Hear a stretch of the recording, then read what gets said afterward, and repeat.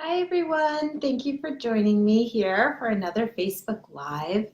I'm Dr. Alexis Conason. I am a clinical psychologist here in private practice in New York City.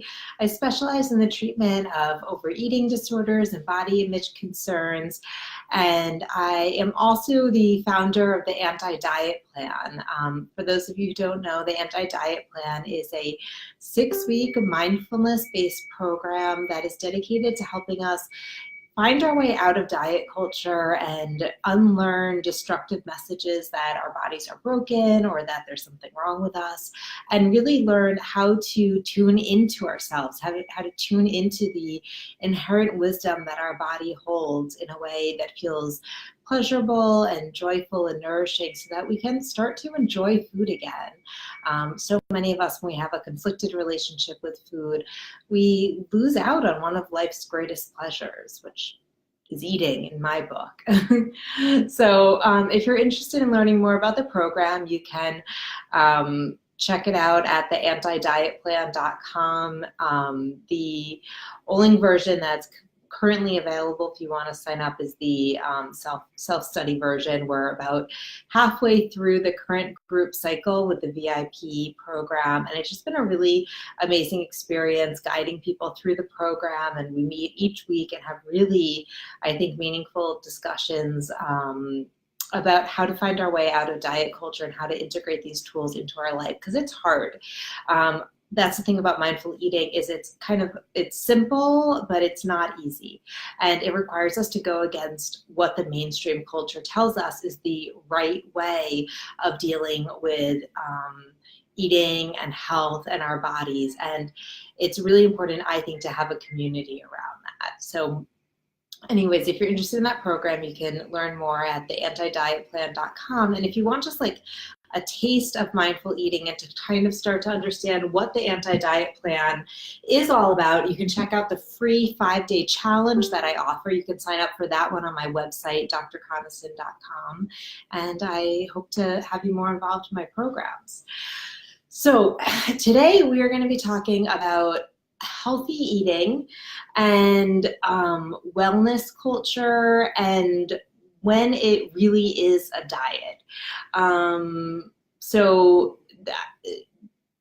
I just wrote an article about this for Psychology Today. I've gotten really interested in the topic. I was kind of inspired by a talk that I gave this past weekend for NETA Week, where there was a lot of questions about kind of what is healthy eating, what does that look like in the context of eating disorder recovery, and kind of some side conversations about, can that involve weight loss? So I'm going to be working on something else to really dive into that. But today I just want to talk a little bit about what healthy eating means in terms of these, what I think is really diets in disguise. So I don't know if anybody has seen recently, I think it's very actually hopeful in a lot of ways that people are getting savvy to the fact that diets don't work.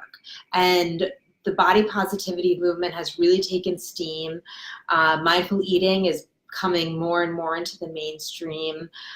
Non-diet approaches to health and wellness are becoming more and more not only acceptable, but wanted. And what that means is that diet culture is getting wind of that, and they're co-opting a lot of the language of mindful eating and health and wellness and kind of repackaging their diet plans in this light. They're repackaging their diet plans to say that this isn't a diet, this is mindful eating, this is an approach to health, this is something you can do to improve your health, to decrease inflammation, whatever the kind of buzzwords are. And really, when you look at these plans, it's a diet.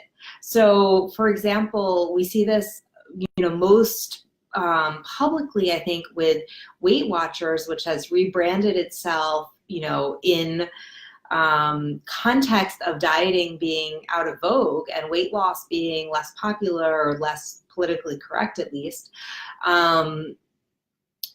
Weight Watchers has rebranded themselves as a wellness company, and their whole motto now is like, we're not a diet plan, We do mindful eating, we make lifestyle changes. It's all about wellness, it's all about health. It's not only about weight loss, but like, it's Weight Watchers.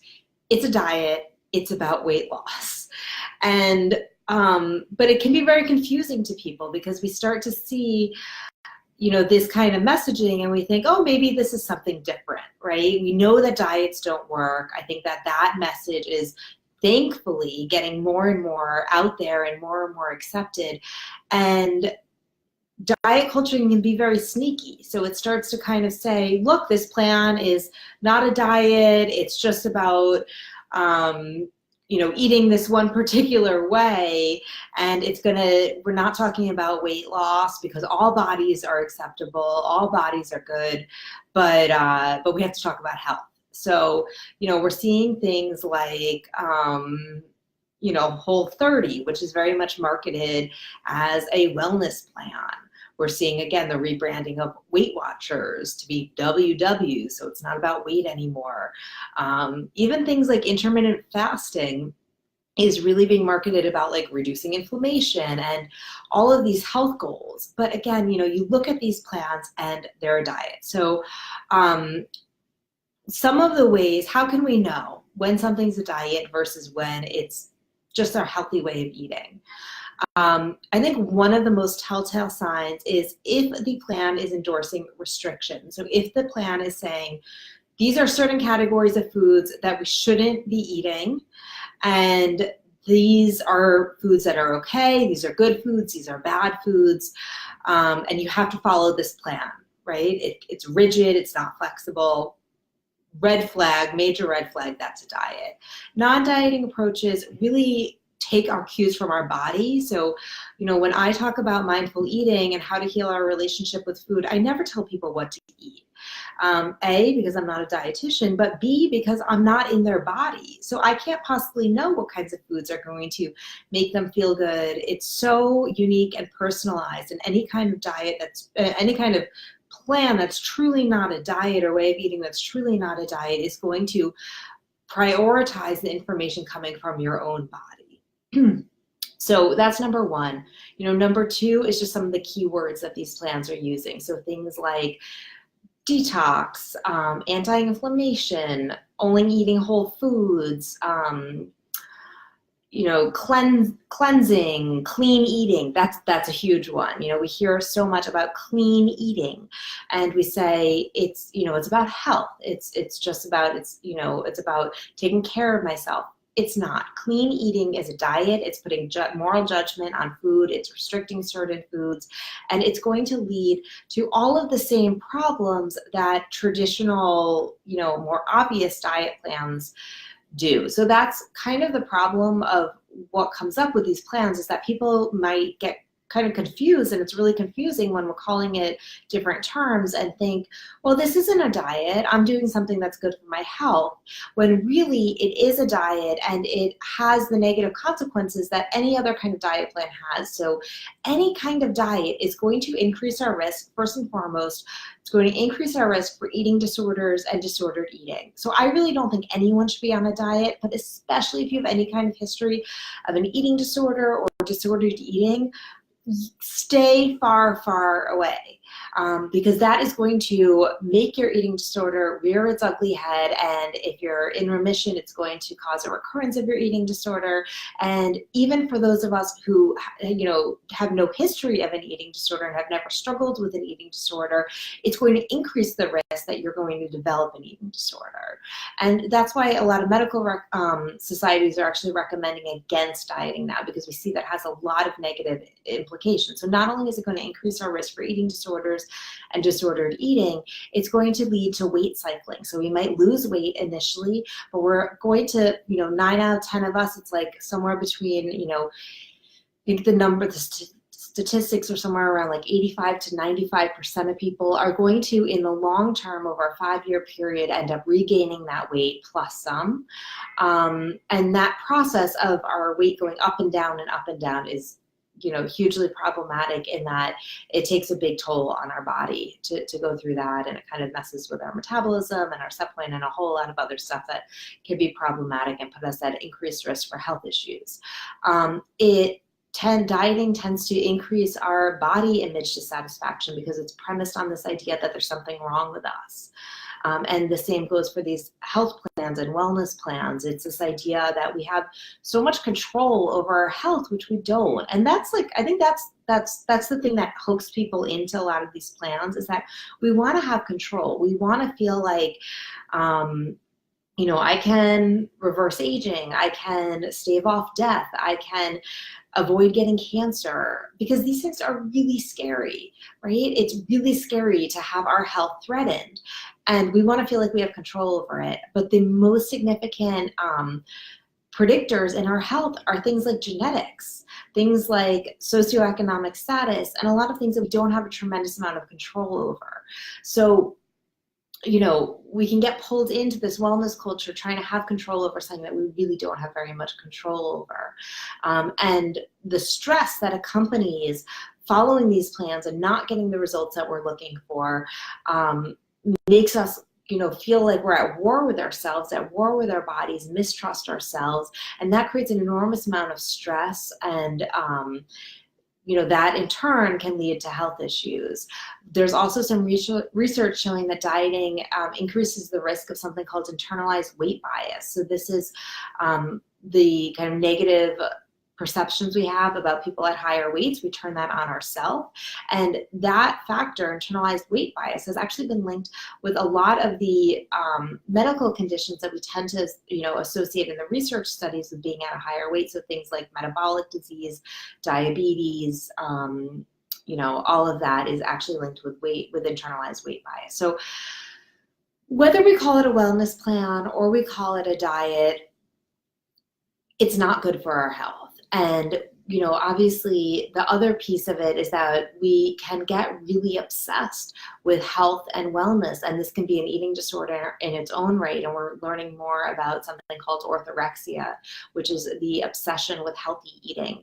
And I think a lot of this gets very normalized in our culture that, especially with like clean eating, with paleo, we just think that we're supposed to be following these kinds of plans, when really often, and if we look at like a lot of the social media accounts that promote these kinds of things, they're promoting eating disorder behavior very often. So, that's some scary stuff, and we have to, and if you are, feeling kind of like preoccupied with your eating, feeling not good enough about your body, feeling like food has taken over control of your life, whether it's an obsession with health or with weight loss,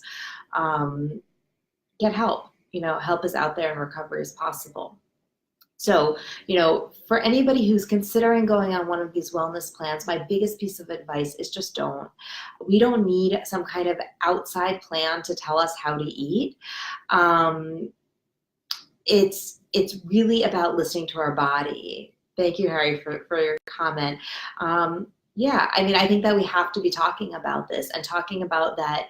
What we're told is going to improve our health is actually really dangerous and destructive for us. So I think that when we can start to develop a more accepting, compassionate, caring relationship with our body, which involves getting out of diet culture and getting out of this conflict with ourselves, we're able to start to truly listen to what our body needs and recognize that our body can actually guide us towards, caring for ourselves the best that we can. So, we don't need these kinds of wellness plans. We don't need any kinds of diet plans. We have that wisdom within. We just have to learn how to listen to it. And in my experience, mindfulness and mindful eating is the most powerful tool to get people to reconnect with our bodies. And most of us are disconnected because we've spent so many decades of our lives learning that our bodies are bad, that our bodies can't be trusted. And we really, oftentimes need to harness, specific tools and skills to learn how to hear again when we're hungry, when we've had enough to eat, what our body needs, how our body likes to move, how we can get joy and pleasure in our bodies. If you look at little kids, they know this, but we somehow get so disconnected from it. So, in my opinion, mindfulness and mindful eating is the most powerful way to reconnect with ourselves. So I'm going to close it out there. Thank you all for joining me, those who joined me live and anyone who's watching the replay. If you have any questions, feel free to reach out to me.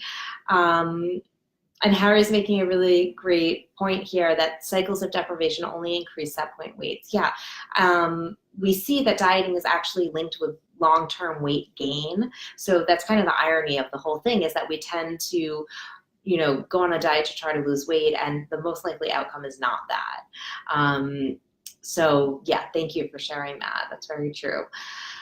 So if you have any questions, feel free to reach out to me. You can reach me info@drconason.com. You can reach me on social media. I'm on Instagram at the Anti-Diet Plan, Twitter at Conason Psy.D, and I'm on here on Facebook, Alexis Conason Psy.D. And I'm happy to take any questions, any topics that you want to hear about. I try to do a Facebook Live every week. Happy to talk about whatever it is that you want to talk about. So I hope to hear from you. I hope we can connect. And again, if you want to learn more about my program, the Anti-Diet Plan, you can do so either on the website, theantidietplan.com, or to sign up for the free 5-day program, you can do that on my website, drconason.com. Look forward to connecting with you soon, and hope to see many of you next time. Bye.